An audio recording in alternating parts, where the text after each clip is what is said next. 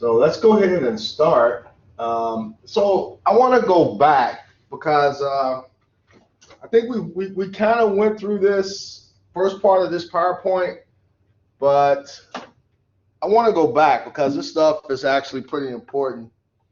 You appreciate that, guys. Thank you very much. Guess you know when you raise a dog from a puppy, it's almost like a member of the family. So I really appreciate that. So let's go back and just kind of briefly go through the first part of this, and then I want to the part around when we talked about the gates and some of the theorems. I want to just kind of go through that and make sure that you have a handle on that, and then we'll move on and we'll do the next PowerPoint, which talks about word level logic. So I'll just start at the beginning here. We talked about the objective, why we want to understand logic. We want to understand logic because, well, that's the way we control processes using logic. But what we really want to do is to duplicate the logic in the PLC. So to duplicate the logic, we have to understand the logic itself, and then we'll see using certain instructions how we can actually implement that in the PLC. And we talked about the binary concept, the fact that certain ideas can be thought of as existing in one state or another. Examples here, light can be on or off, switch can be open or closed, and so forth. And anything that can be thought of as being in one state or another is ideal candidate for the PLC. We're going to introduce this general idea of a gate, and I mentioned that these square boxes are not gates. The actual gate symbols we'll get to in just a second, but the basic gates that we've already talked about this semester, and or not. And so this is just kind of showing you that a gate is an actual circuit, an actual device. It's a piece of hardware that you can go to the store and buy, and you can use it for digital electronic circuits. You can actually buy. It's not software, it's hardware that behave a certain way. And so then we gave a definition of logic, which we've already understood from day one of the course. So this definition says logic is the ability to make decisions when one or more different functions must be taken into account before an action is taken.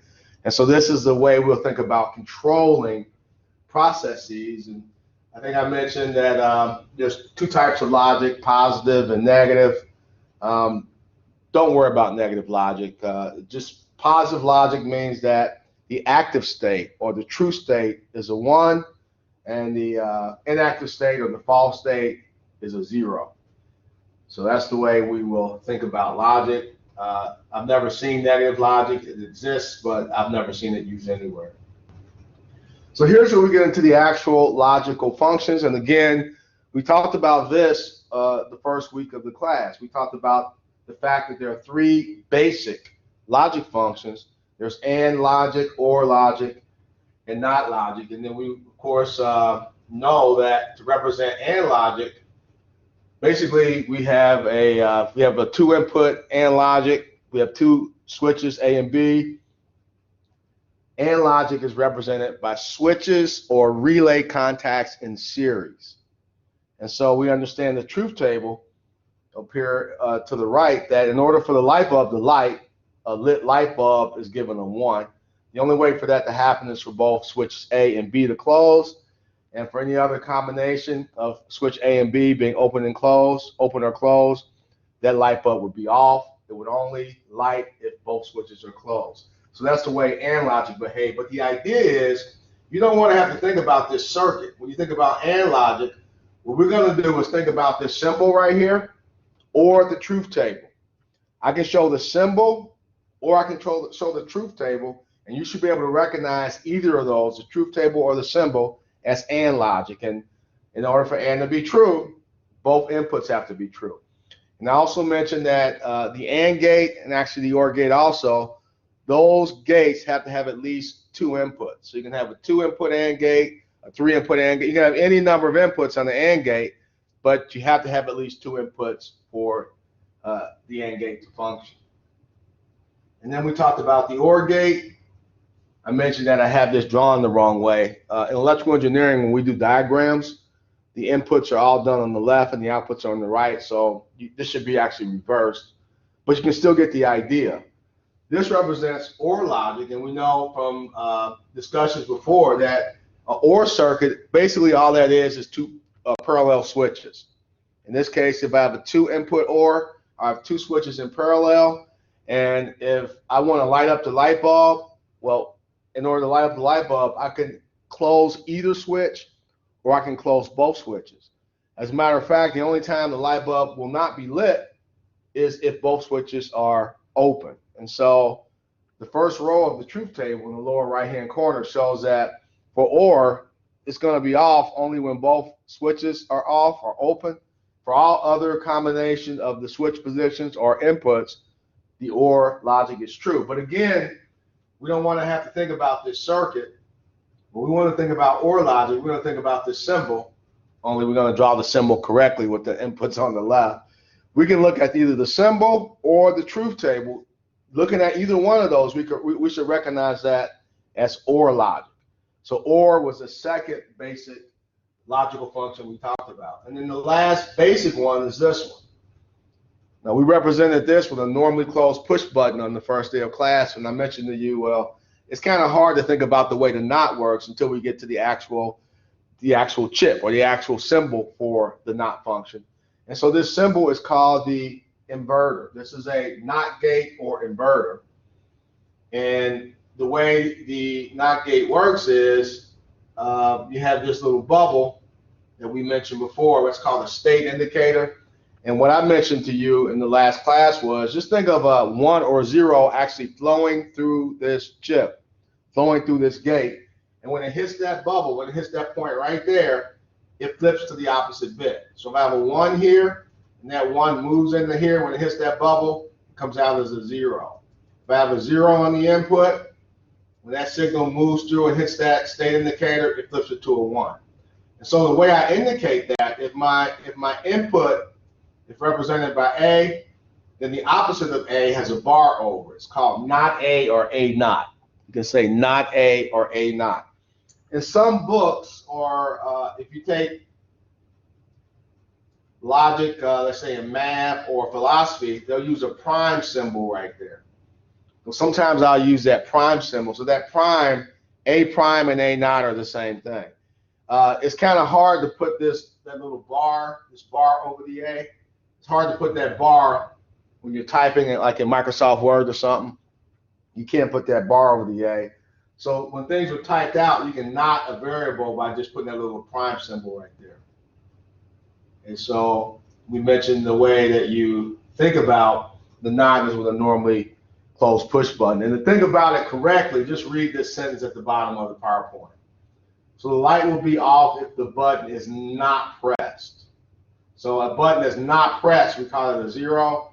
And since we're using a normally closed push button, if I don't press the button, I have a 0, the light's gonna turn on. That means it's in a 1 state. If I press the button, I open up that normally closed push button, and the light goes off. Basically, the whole idea here is that whatever binary number is here, the opposite is 1. It gets the opposite in the output of the truth table. So the NOT function inverts or flips the bit. And so we mentioned that. And then we got to the point where we said, well, you know what? We could actually take these gates and put them together to make what we call derived gates. Out of any of the basic logical functions, we can make derived functions. And the one here, this is a combination of an AND gate and a NOT gate. That's called a NAND gate. NOT plus AND is a NAND gate. So what we did, you can take the truth table for AND, the truth table for the AND. This is the only place in the AND output truth table where I had a 1. For all other inputs of the AND, I had 0s. But since this is a NAND gate, I have to invert or not the output of the AND gate, and so all those variables flips. And you can start with the AND, not the output, and then you can get the output for the NAND gate. You should be able to do that with the truth table. Start with the AND, not it, and then get the actual value for the NAND gate.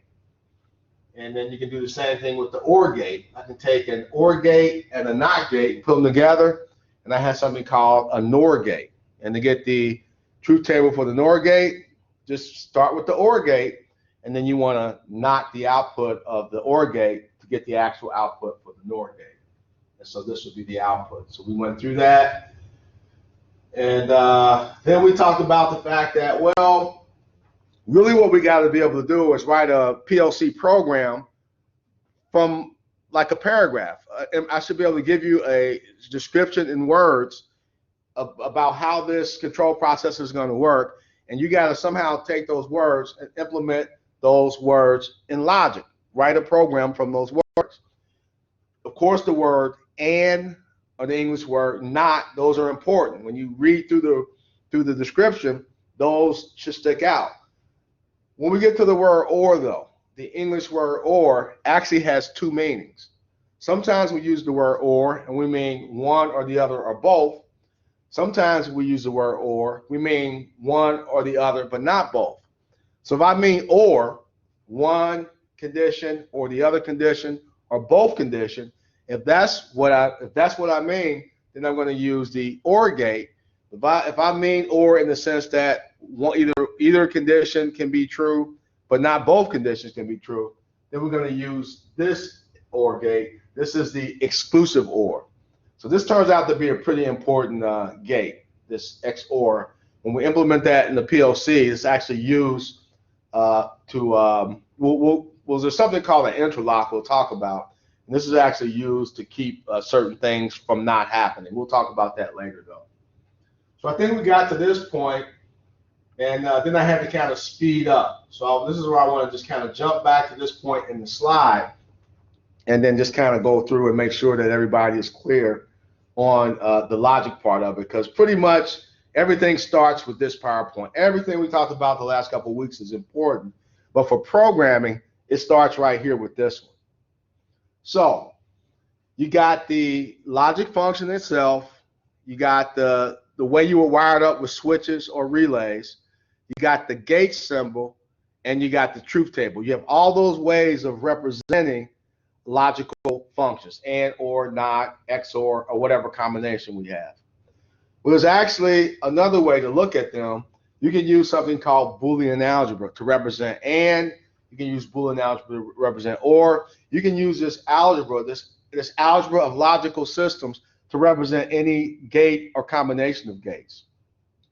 And so I want to look at the Boolean expression for each of the fundamental gates. And this is kind of where I think we stopped in the last class. So what you see on this slide, you see on the left the symbol. We have AND, which is a basic gate. And then you have the way we would write that mathematically using Boolean algebra.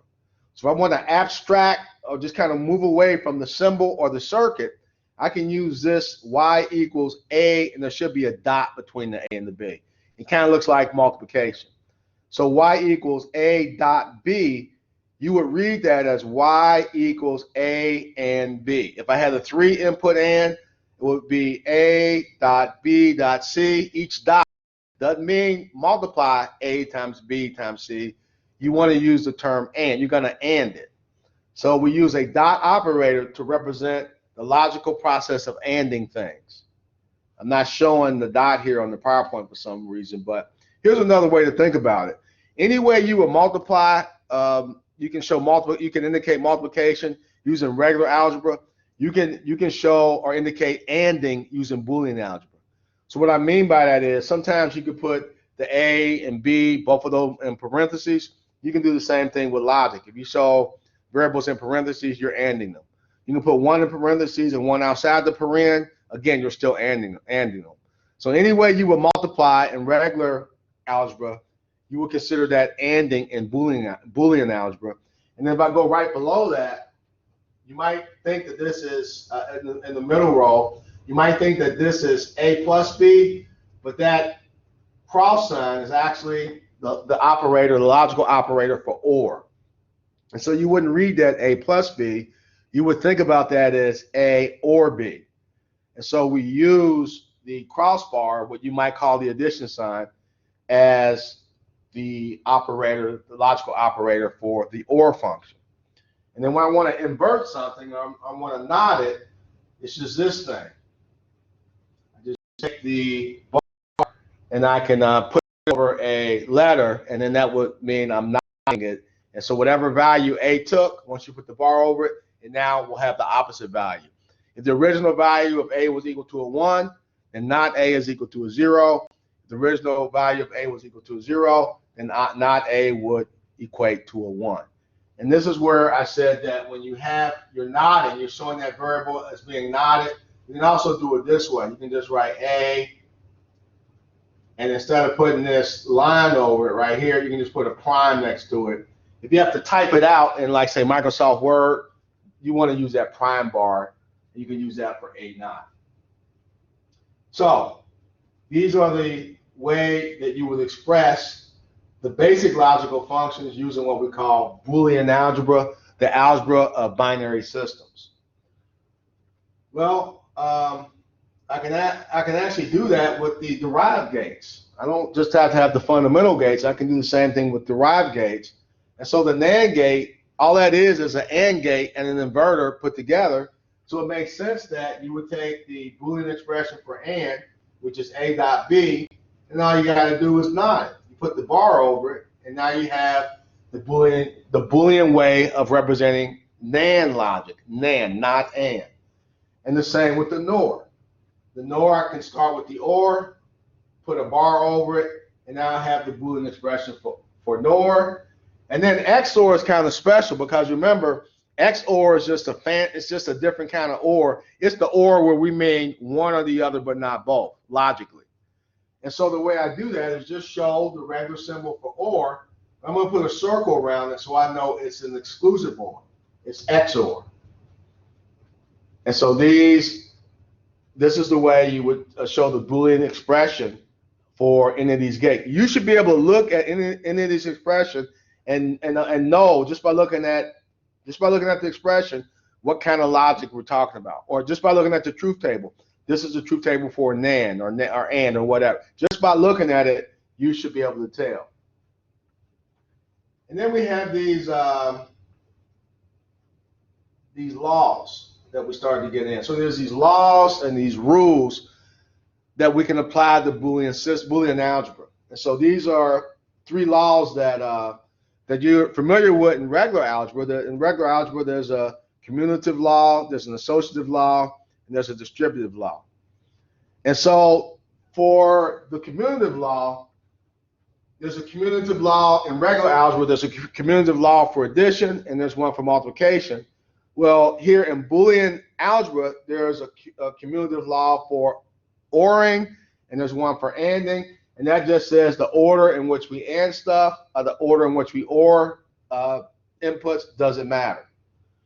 And the associative law, this should make sense to you if you look at it, which inputs we OR first or which inputs we AND first. Again, that's irrelevant, it doesn't matter. So I think the first 2 make sense. It makes perfect sense. And actually, when you look at the distributive law, the very first distributive law here, if you look at that, that makes sense too. You can put this in the truth table and, find the logical equivalencies for both the left and right side of this Boolean expression. It'll make sense when you think about it. The one on the bottom is a little harder to wrap your mind around. So you either you just accept that it's true, or you put it in the truth table to prove to yourself that the left side of this equation and the right side are logically equivalent, and then you just accept it. So there's these laws, and there's a slew of rules, and I don't know if I uploaded the rules. If I did, actually, let me see. I'll show you at the end. I don't want to get out of this, but there's these rules that you would actually hold on a second. Let me see if I uploaded those. Yeah, I'll just show them real quick. So these rules, go ahead and zoom in on that. Remember, there's a magnifier glass in the upper left-hand corner. You can zoom in. And what you see are the laws we just talked about. There's the 3 laws, but then there's these 12 rules, or these 11 rules at the bottom of the page. And we'll actually use some of these. But the idea here is that you can use these laws and you can use these rules to simplify logic. So say you come in, you have this big logic circuit with all these gates. in theory, you can use these rules and these laws to combine things. It's kind of like combining like terms in regular algebra to reduce the equation down to the minimum equation, the minimum number of terms. You can do the same thing with these gates, exactly the same thing. And so somebody said 12 rules for life. But you can do exactly the same thing here. And if you were electricals, or if you actually did this stuff for a living, you would actually just memorize these rules and these laws, and you get really, really good at using them. We're actually going to do the same thing in this class. However, it's kind of difficult to do it with the rules, because getting the most efficient or the smallest logic circuit, for you guys, what that's going to translate to is the most efficient PLC program that you can possibly have for a particular control process. The problem is getting to that minimum program and the minimum logic depends on your familiarity. I can't say the word. From you being familiar with these rules and laws, and that's unfortunate. So there's actually another way that we'll learn that's based on gray code. We talked about gray code in the other class.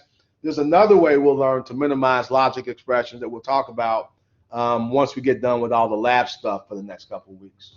So we'll come back to that. So let me go back to the PowerPoint, and I want to talk about a very, very, very important theorem that we use often. And let's see where it is. All right, so right here. So this is De Morgan's laws, De Morgan. So De Morgan, what De Morgan says is that there's an equivalency between certain gates. And so I'll go to the PowerPoint and just show it rather than try to explain it. So you recognize that if you look, you're saying that this NAND gate, now you got to remember what I said. This gate right here is an OR gate. If I show the OR gate, here's my OR gate, and I put the inverter, I put the bubble right here on the output, then that OR gate now is a NOR gate. But if I do what they're showing you here, if I put the bubbles right here on the inputs, that is not a NOR gate. We call this a negative OR gate. The bubbles are on the input, whatever follows is the negative of it. So I put the two bubbles on the input of a OR gate, then what I have is a negative OR gate. I put the two bubbles on the input of an AND gate, and what I have is a negative AND gate. So the negative AND gate and a NAND gate are two different things. I'll prove that to you later, but we don't have time to do it right now. But basically what De Morgan says is, the theorem is that if I have a NAND gate, it's logically equivalent to a negative OR gate.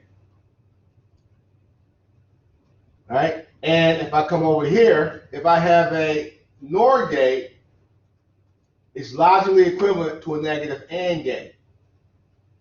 So there's this formal theorem. There's this formal theorem that you can go through, but it's real easy. I don't even have to tell you the theorem. All you got to do is remember this. You break the line and change the sign. Break the line and change the sign. So, for example, here, this is what I started with.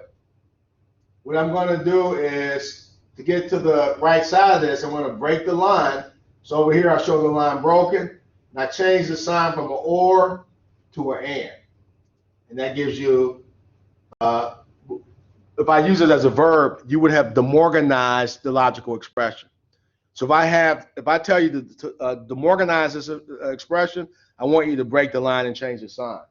If I go back to the other one, it's the same thing. Here, I start with this. To demorganize it, what I would do is break the line. So I'm going to show the output over here, broken, and I'm going to change the sign from a dot to a plus. So this is showing that a NAND gate is equivalent to a negative OR gate. Now this turns out to be really, really, really, really important. And I'll show you why once we go through this example. I'll show you why this is so important. De Morganizing. But let me go through this example. So here's what we're going to practice doing today. So I should be able to give you a logic circuit like this, and you should be able to go through and tell me what the Boolean terms are at the output of each gate. So for example, for this, when I want to look at right here, the output right there is going to be this, because this AND gate is going to take the two variables A and B and AND them together. And then the way to think about it is now this A dot B is going to flow into here, and this C is going to flow into there, and then when it flows through there, you'll end up with this. You'll end up with this term, AB, from this flowing into the OR gate, and this term, C, from this flowing into the OR gate. And the OR gate is going to take this term and OR them together, so then you'll have the expression shown there. But not only this, you also want to think about how would you represent this with switches, or more importantly, with relay contacts, because that's the way we're going to represent it in the PLC. So what I want to do is I want to show you, or let's kind of practice doing this, coming up with the Boolean expressions from the gates, and then showing how we would represent the logic in the PLC. I want to take some time and do that. But before I click off of this PowerPoint, does anybody have any questions over anything in the PowerPoint that I need to go over or back through? Any questions or comments? So when we were looking at the De Morgan's laws, there were like 3 gates on the page, and I'm wondering if like the one in the middle and the one on the right are the same thing. Like they are. Okay. Yeah. So let's just look at this real quick. So if you look at this, so what they've done here, they're showing you, basically they're showing you this right here is logically equivalent to this. But this middle step right here, they're just showing you that the way you got to this negative OR is by taking these two inverters and putting that on the input of an OR gate. So you can just X this out if you want and go right from this to this. But they're just showing you how you got to that final step by taking the two inverters and putting on the input of that OR gate. Okay. So, go ahead. So A dot B and A plus B are equal because of one of those 3 laws? Well, let's just look at this. Hold on. Let me switch to the camera. And so what they're showing you, am I on camera? Yeah. So what they're showing you, here's what they're showing you. They're showing you that if you have this,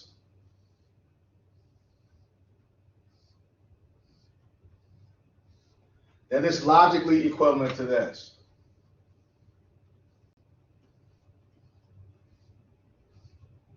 They're showing you they're logically equivalent. So what I mean by that is that if I have this, well, you know that's an AND gate, but since I have the bubble there, it's not. That's really a NAND gate. And what this is, assuming that this is A and this is B, this is A and this is B. And what this is, this says, okay, I have, when that A flows into here, it's going to hit that bubble, so it's knotted. So inside of here, I have a knot A. When the B flows into here, it's going to hit that bubble, so it's knotted. So I have a knot B or a B knot. But then this gate's going to take the two and order them together. So what De Morgan says is that these two are logically equivalent. Well, what does that mean to be logically equivalent? Well, it means that if you put this in the truth table, you get the same value for this term and for this term. So in other words, if I did this, if I said, let's just have a truth table. Now remember, for a truth table, how do you determine the number of rows for a truth table? Well, I gave you this little expression. The number of rows for a truth table is equal to 2 to the nth power, where n is the number of inputs you have, or the number of switches. And so for both these gates, I have 2 inputs. 2 to the second, 2 to the 2 is 4. So I need to make a truth table with 4 rows. So if I do that, if I make a truth table with 4 rows, you start off with just your A and your B. We'll just start off with that. But then for the output, instead of having X I want to write the output here, like this, A, B, like that. So, or actually, let me do it like this. We'll just, for now, just for right now, we'll write it as an X. And then how do I put my variables in there? You can either count from 0 to 3, or you can do the thing where I said your first row is going to be 0. And then for the column closest to the output, you just alternate every other bit for 4 rows. So this is 0, 1, 0, 1, 0, 0, 1, 1. Every 2 bits, and then every 4, and so forth. And say, all right, so just when you do this, just think about the A dot B. Don't even think about the not. So that's an and. If I take this away, that's an and. And we know that and is true only where both inputs are true. For every other input condition on and, you get an output that's 0 or false. So now I'm going to say, all right, well, I recognize that as A dot B. That's my and. 0, 0, 0, 1, that's an and. Well, this is not and. That's a NAND. So to get the NAND, what I want to do is just take this, actually, I want to take this and knot it. So if I knot this, then all I got to do is flip these bits to get that. So this is a 1, this is a 1, this is a 1, and that's a 0. So this right here, that's my value for the NAND. Now I want to compare this to what I get the output for this. So what we would do is we say, all right, well, I already got A and B, but what I need is I need a not A. Let's get the not A. Not A we'll put right here.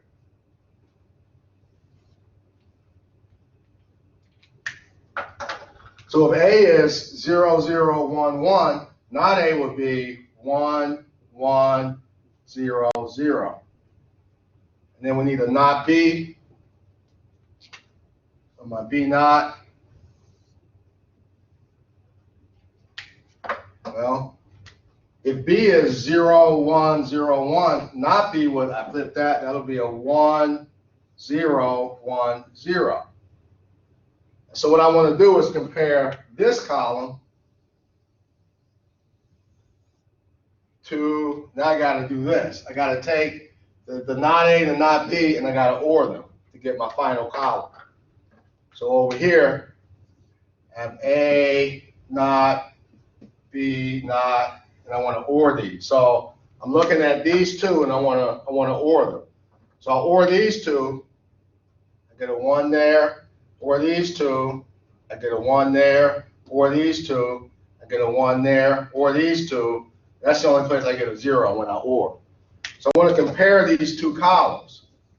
Well, since this column and this column have the same 1s and 0s, we will say that they're logically equivalent. So I can put the equal sign between them. The Morgan's just gives you a different way to do the same kind of logic. But here's the reason why you need this. When you put this into a PLC, there's no way to get this value right here. There's no way to not the output. The output of this is A, B, and then when it hits that bubble, it's not. There's no way to take the inverse of an output in the PLC. The only thing you can do is not the inputs. So I'll show you that when we get into the actual diagramming of the PLC. And I'll come back to this and show you why that's important. But actually, guys, if you look at this, this is one of your homework assignments. I forget which one. But in one of those, I asked you to take the Morgan's laws and put it in the truth table and prove that it's true. So I just did the homework for you. I don't know if it's either coming up or maybe you already had it. I don't know. But the other thing is this. To go from here to here, you break the line and change the sign. So let's do the other one. I'm not going to put it in the truth table, but given this, if I say to Morganize that, then what you would do is you start off with this, you break the line and change the sign. So I'm going to go from a cross to a dot, and I have to Morganize it. So when you read, you don't have a book anymore. When you read about this online, there's this technical theorem. When you read it, they have all the big fancy words. But just remember, break the line, change the sign. So what you do is you take the output and you change it to effects that you can have on the input. So I'll just leave it at that for now, and it'll be more clear next time we talk about how to actually stuff in the PLC. So that was a good question. Anybody else have a question? What I want to do is go to, we should have time to do this. Now, I don't know if you guys printed this sheet out or not. If not, I'll just leave it up on the screen. And I want to just practice doing this. And if we were meeting face to face, you would come to class, we would do this, and then I would give you a quiz like this on Friday, right? But since we're not meeting face to face, it wouldn't make sense for me to give you a quiz like this. But you should be able to go ahead and, what I want you to do is what we did in the PowerPoint, follow the variables through the gates and let me know what the output Boolean expression looks like. So if you have this printed out, if not, just print it off your screen. Write down the logic circuit for problem number 1, and I want to know what is y equal to on the left of the diagram.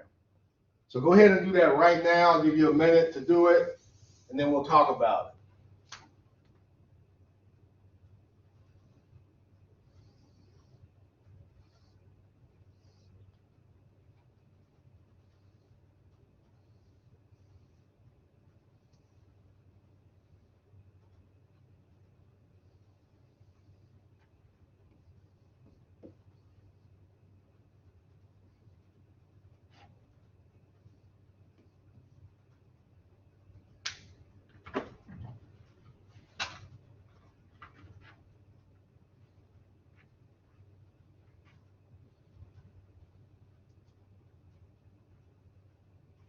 All right, so here is the logic circuit we're talking about.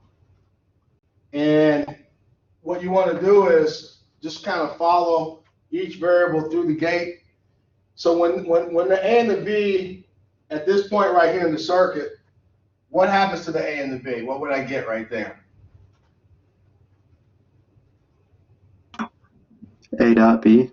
I'm going to get A dot B. So I got A dot B. You don't really have to show the dot when you show the and. So I got A dot B going into here, and I also have C going into here. So when I get over here, I'm going to get Y equals, I got the A dot B, and I'm going to OR that with C, like that. So this is the Boolean expression. Now, if you were going to represent this with switches, what would this expression look like using switches? Well, what you would do is just take one part of it at a time. I got 2 switches that are ANDed. Remember, AND means series, OR means parallel. So these 2 right here are in series, like this.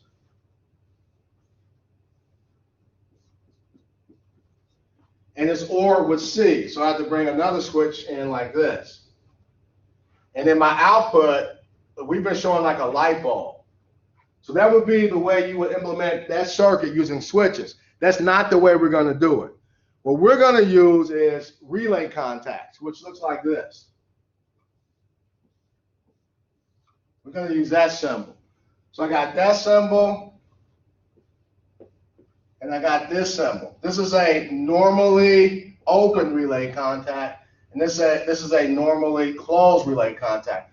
For now, what you can do is you can think of, if I call this right here, if I call this A, if I want to show not A symbolically, then I use a normally closed contact. This would be A not or not A. So I want to do the same thing, only I want to use the contact symbols, and this is the way you'll put it in the PLC. So if I want the actual PLC program for this, it's going to look like this. You got A input, B input, got A, B. That's the AND part. You're going to OR that with C. And then the output in the circuit diagram, I showed the light bulb. Well, any input, doesn't matter if it's a light bulb, a motor, no matter what, in the PLC looks like this. And this is called a ladder. So this circuit or this Boolean expression would look like this if I entered it into the PLC. This is the logic that will control that particular process.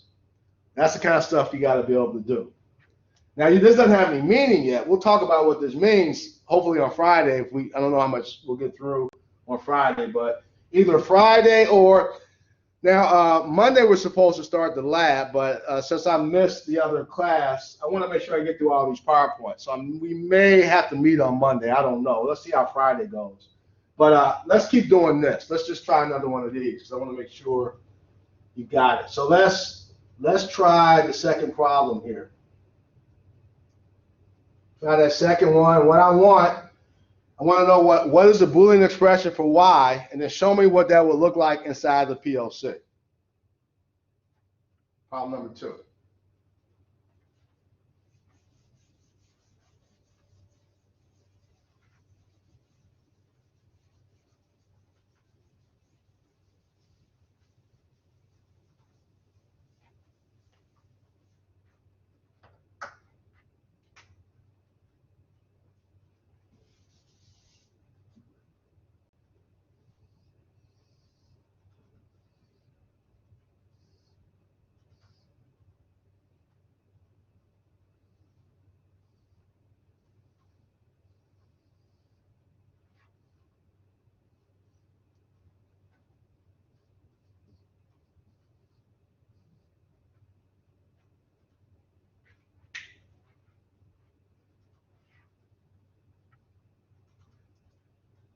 All right, so for problem 2, what would you have right here at this point? What would that be?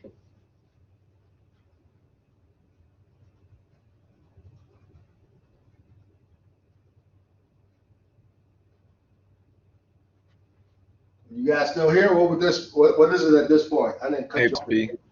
Yeah, it'd be A or B. So I got A or B. Now, when you do this, you got A or B going into here. So when you have that, obviously you have C here, right?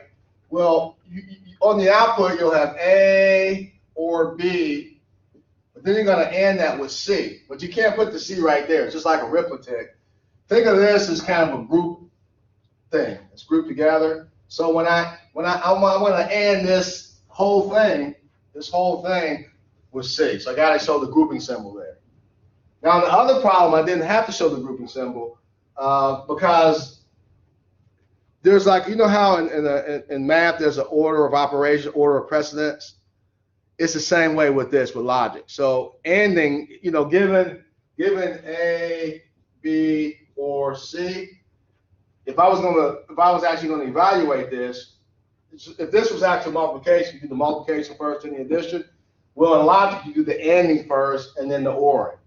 So I don't really have to put a grouping symbol right there. It's understood I'm going to AND A and B first and then OR it with C. But here, if I didn't put this, it looks like you're ORing these two together and then ANDing it with A, and that's not what you want. You want to take this as one entity, and you want to OR that and that one entity with C. Now, what would that look like in the PLC? Well, you start with this bar here. We'll talk about what this diagram, we'll actually dissect this diagram. But just by looking at this, you say I got two contacts that's ORed together, so they're in parallel. I got A, and I have it in parallel with B. I'm going to AND it with C. So C is right here. Then I have my output, which is Y. This is what you actually program into the PLC. You don't know what these mean yet, unless you've done this before. But you should still be able to see from here to here how you would get to here. So let's try another one. And I'm going to run out of time. I know I am. So what I'm going to do is just keep going until we finish this sheet. If you got another class or you have to sign off, go ahead and sign off. When I post this to YouTube, go back and watch the part that you missed. So you got to be able to do this stuff, else you can't do anything in the class. So I'm just going to keep going with it. All right, so go ahead and try number 3.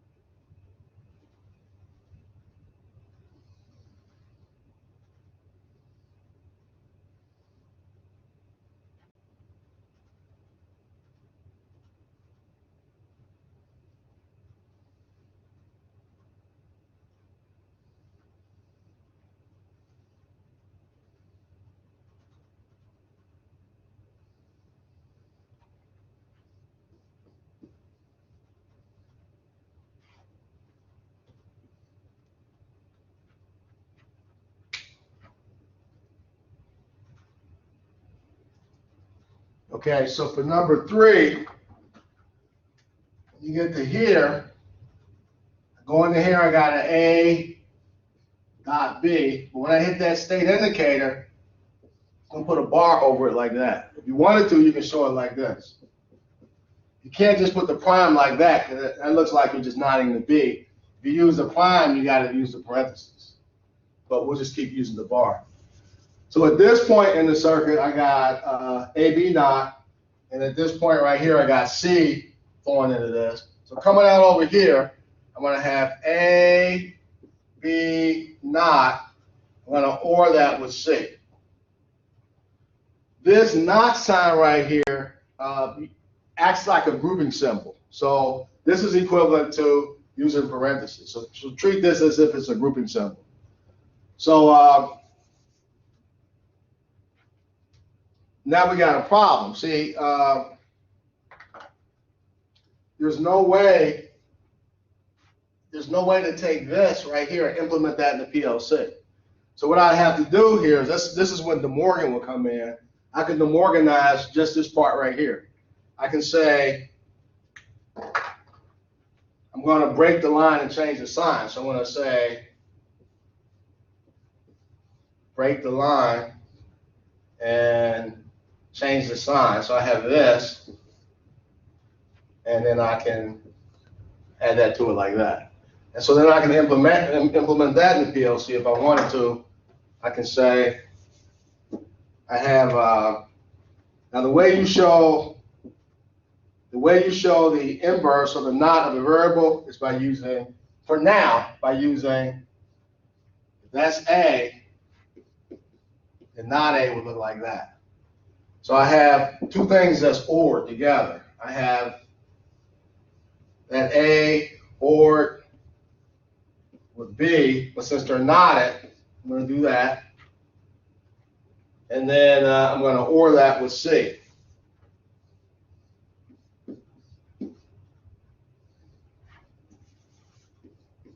Sorry about being so messy. So you would have that, and that's logically equivalent to that first equation that I already erased. So you could do that if you wanted to. So try the next one.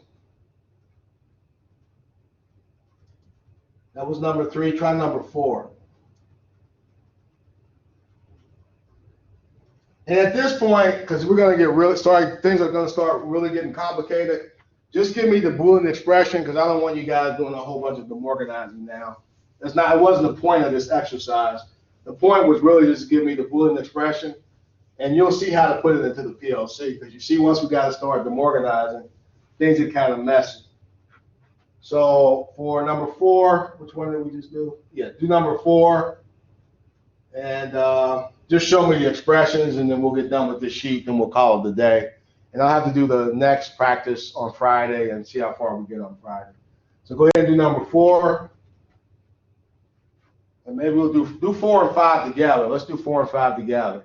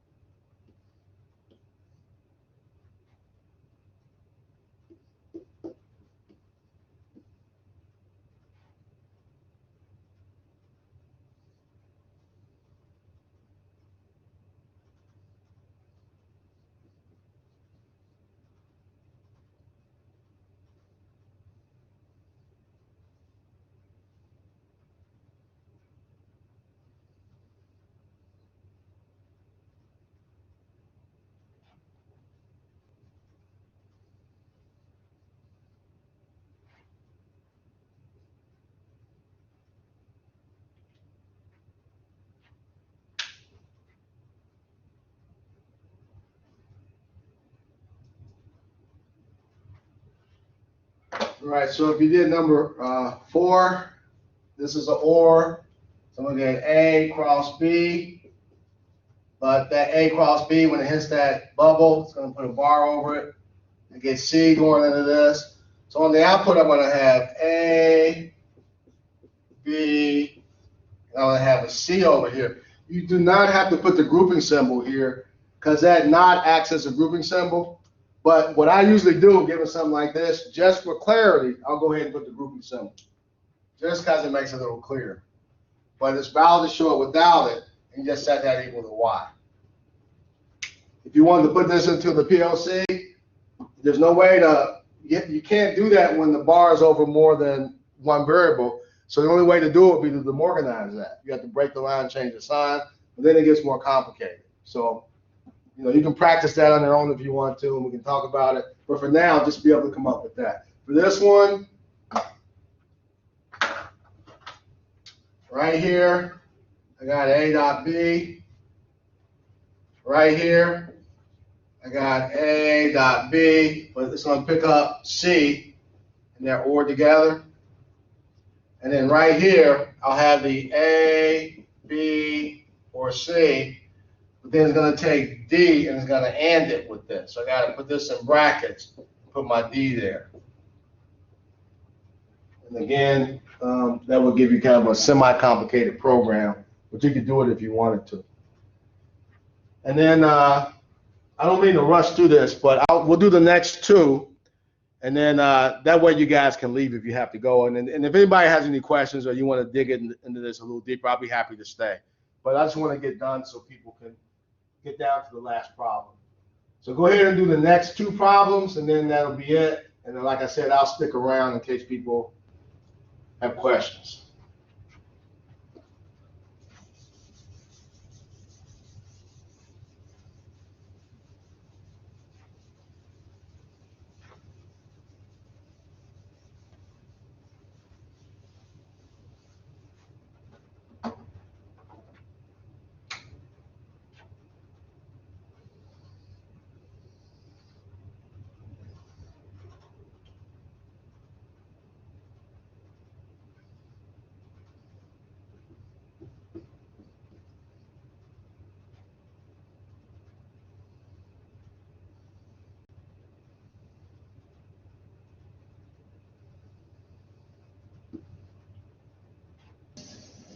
For 7, does that mean that it can flow like either, or it flows both ways? Yes, that's Okay. exactly what it means. That's right.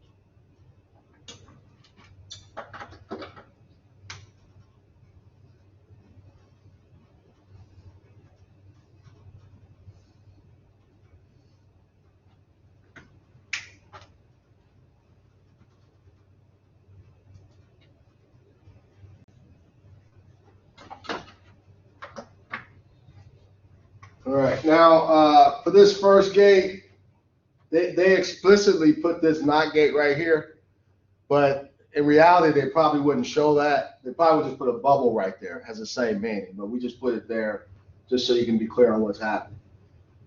So what do we have right here?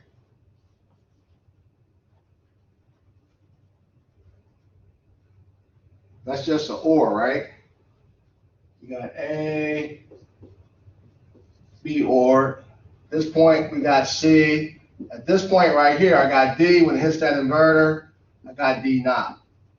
So coming into this AND gate, I'm ANDing A cross B with C and with D. So my output's gonna look like this. I got this entity, and I'm ANDing with this entity, and I'm ANDing with this entity, and it's equal to Y. And then, now this one is interesting.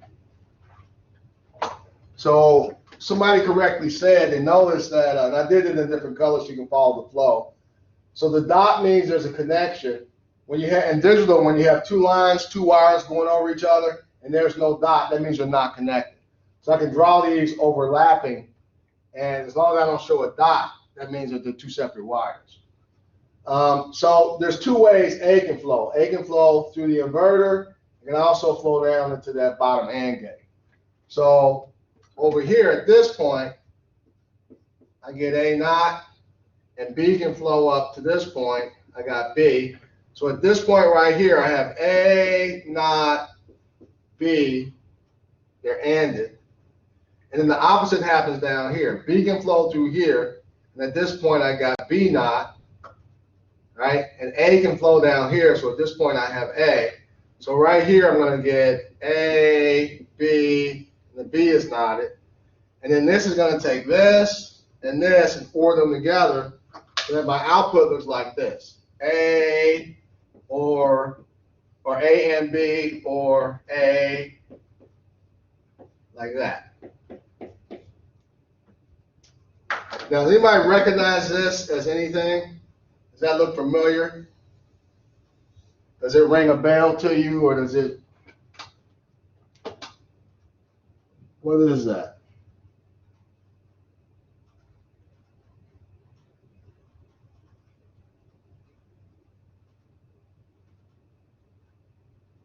Well, I won't. I'll let you think about it. I'll let you stew on that. But this turns out to be pretty important. So think about what's going on with those variables, and you should be able to say what that is. You can tell me about it next class. So guys, sorry I went over by 10 minutes or 7 minutes according to the computer clock.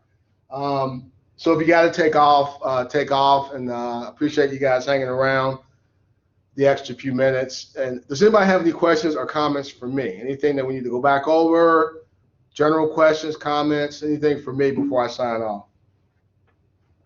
Can I ask about the quiz? Yep, that's Sam. Hold on, before you do that, Sam, wait a minute, you mean the quiz that you just took, right? Okay. Does anybody have anything other than the quiz? Anything about what we did or anything that we talked about before we go to the quiz? I got a quick question. On the files that you uploaded, it says stuff you need to know for exam 1. Do you have an idea when exam 1 is going to be? Probably it'll be maybe the week after next. Let me answer that on Friday. Ask me on Friday. Let me look at the schedule to see where we need to be. Okay. And then also it's on Canvas, it says that Lab 1 PDF is due on Friday. It's not available yet. Yeah, I gotta get up and update that. I carried that over from last time I taught the course, and those dates I need to redo that. I'll do that though later today. Don't worry about that. Okay. Thank you. Have a good day. Thank you. I appreciate it. Anybody else think anything other than the quiz? Yeah, would you mind drawing the relays for the last two problems? Woo. For these? Yeah.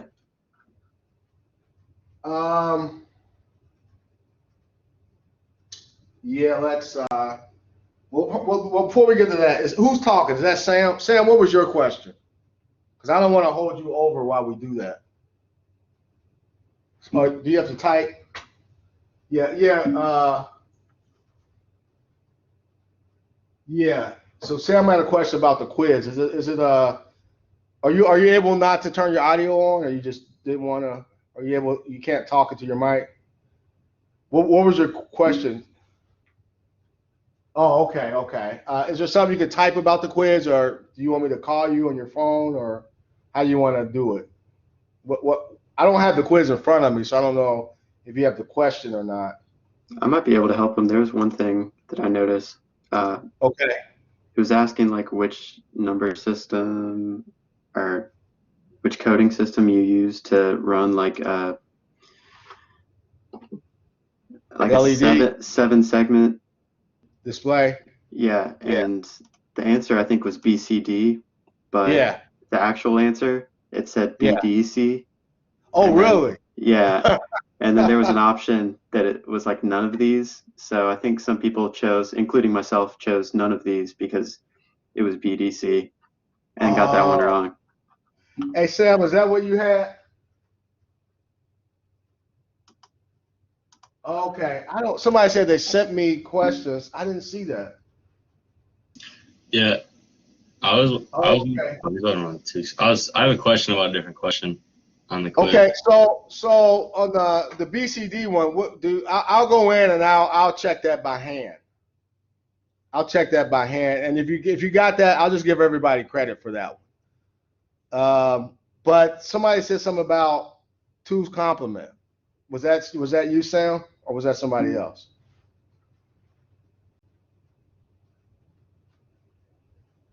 Wait a minute, hold on a second. I have the quiz up. If you want me to like say the problem, I think I know which one he's talking about. Okay, wait a minute. Let me read his. So it says, I left out 000 and answer. Oh, were those zeros in the front? Yeah, they were. Oh, okay. I understand. Yeah, you want to show all of that. I understand the mistake. I think it's an honest mistake, and I'm willing to give you credit for that. But you want to, whatever number that's important, whatever number of bits you work with, you start with, you want to end up with the same number of bits. Those bits are actually stored in registers, so you can't just drop zeros. It's not like regular math. You can just throw zeros out. You actually have those spaces. Oh, no, you know, no, it's an honest mistake. I got it. But Sam, here's what I need for you to do. I'll go in and I'll fix that. But you may want to, if your grade doesn't change for that in like a day or two, send me a text because I may not remember. I'll remember to change everybody's grade for the BCD problem, but I may not remember yours specifically. So I'll do it. I'll give you credit for it. Just shoot me a text. That's fine. Now, does somebody else have a question about the quiz or something else on the quiz? Yeah, I had a question about number 8. It was like the following binary number uses the sign bit.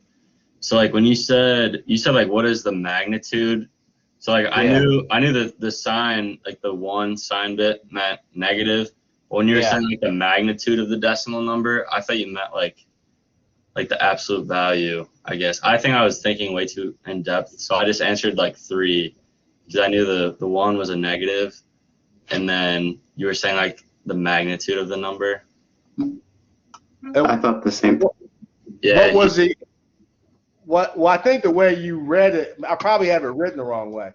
Because what was the answer? What was the answer on Canvas? the answer is -3, and Yeah, if I asked for the magnitude, all you had to give me was 3. So that was my okay, mistake, not yeah, yours. okay, yeah. So It said what is a decimal value of the magnitude yeah, of the number. okay.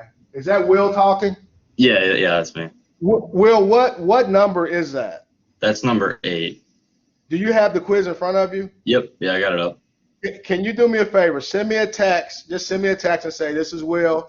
Hey, look at, I'm giving credit for number 8, and then whatever number the BCD one was, I want to give everybody credit for that because that's on me. That's not you guys. But send me Yeah. a text so I'll remember when I see that, I'll know to go do it.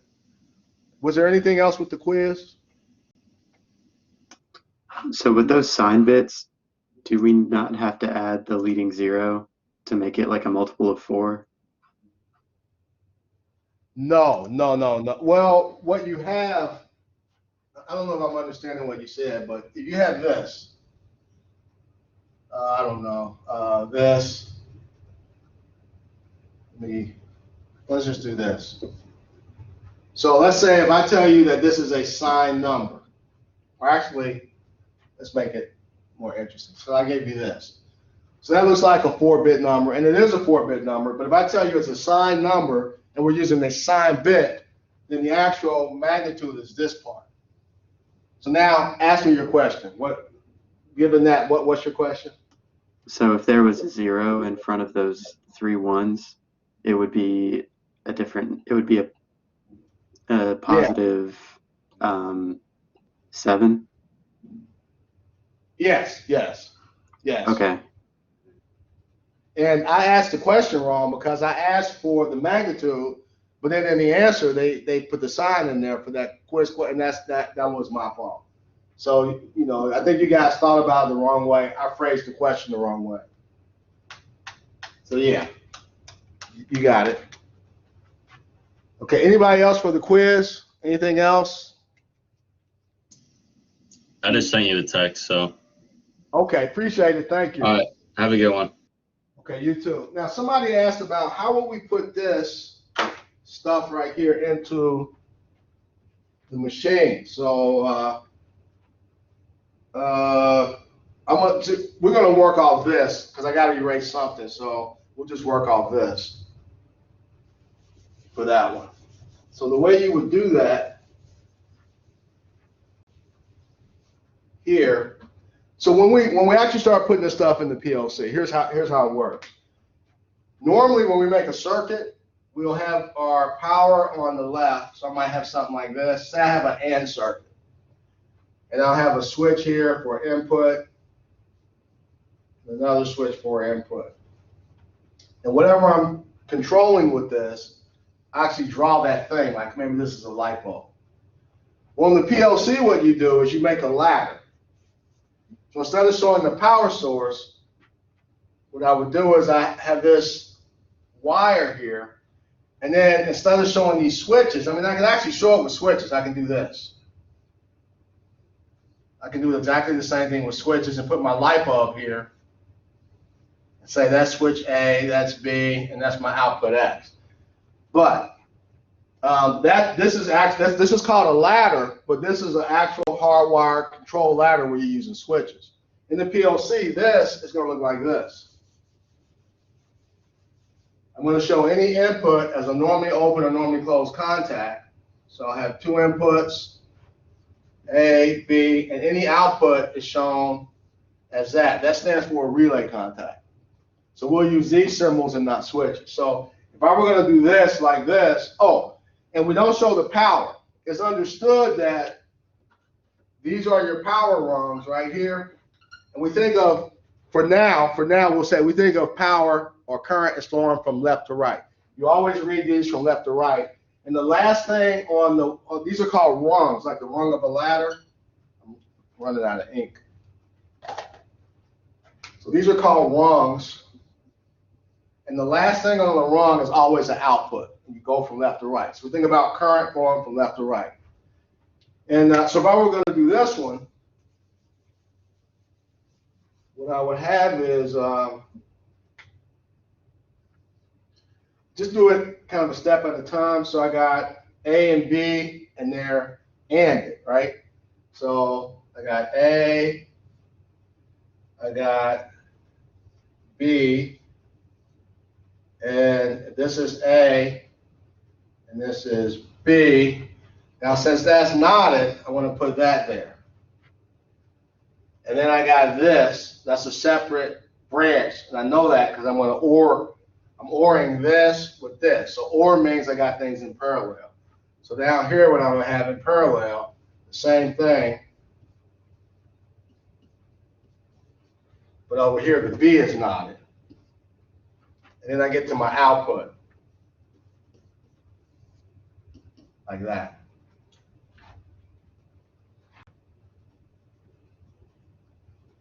Okay, nice. That's what I had. And then for this one, let me see how you would do that.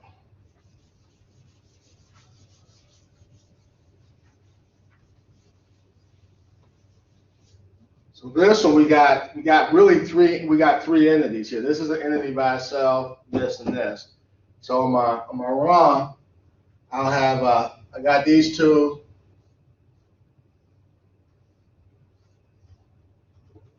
And they are, of course, the order doesn't matter. Sometimes it looks nicer when you write these branches over towards the output, but we'll just go on order of this. So I got either A or B. I'm going to AND that with C, so that means that C's in series. And I'm going to AND it with D, so D's in series, but I got that bar over D. So then that D is going to be knotted, so I'm going to show that with this. Now the way we think about that knot later on when we actually get to the PLC and we're dealing with logic, that'll change a little bit. But for now, just the way you're thinking about it is the right way.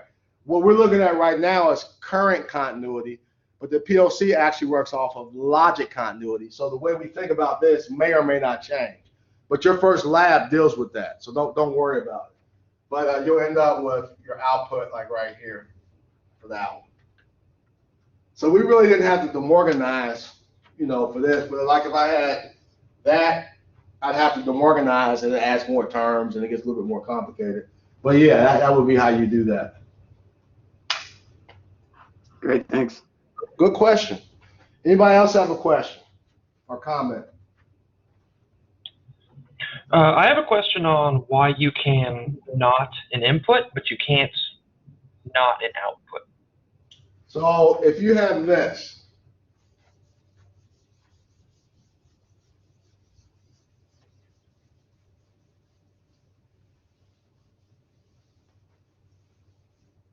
so if I have, say I have this,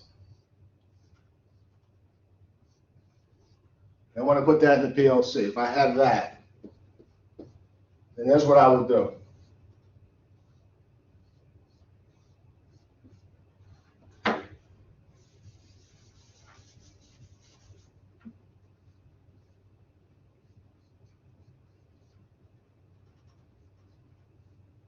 There's that. If I change that to this,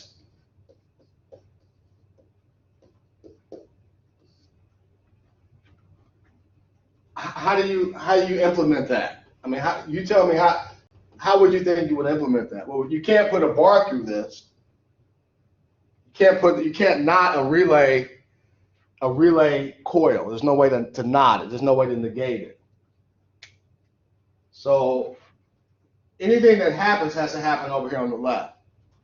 So what I'll do, instead of writing it this way, I'll demorganize it. I'll say, all right, I'm going to break the line and change the sign. So I'm going to change this to this.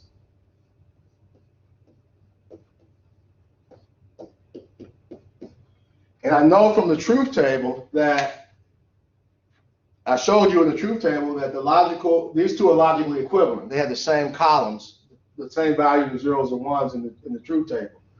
So that means that this, where there's no way you're not allowed to do that in the PLC. You can't put a bar through and say, I'm going to knot it. There's just no way to implement it. So, and the reason is, if you show this program, this is a simple program. If you show that to a person, a typical, you show this to a plant electrician who knows nothing about PLC programming, they can take your PLC program and they can read it because it looks like a schematic diagram. These commands right here are the exact same commands for a relay contact. So to an electrician, it'll make sense. But if you put a bar through there, that'll make sense. If you put a bar through that, you're gonna be like, what the heck is that? You can't knot a relay. You can't. There's no way to do that. So what you do is you demorganize it. And since we know that these are equivalent, what that does is it moves the negation from the whole output here over to the individual input. So this I can do easily. I can take this. This is A, that's B, my output is X. And since these are knotted, so if there was a way to do this in the PLC, then this circuit would behave exactly the same way. Because this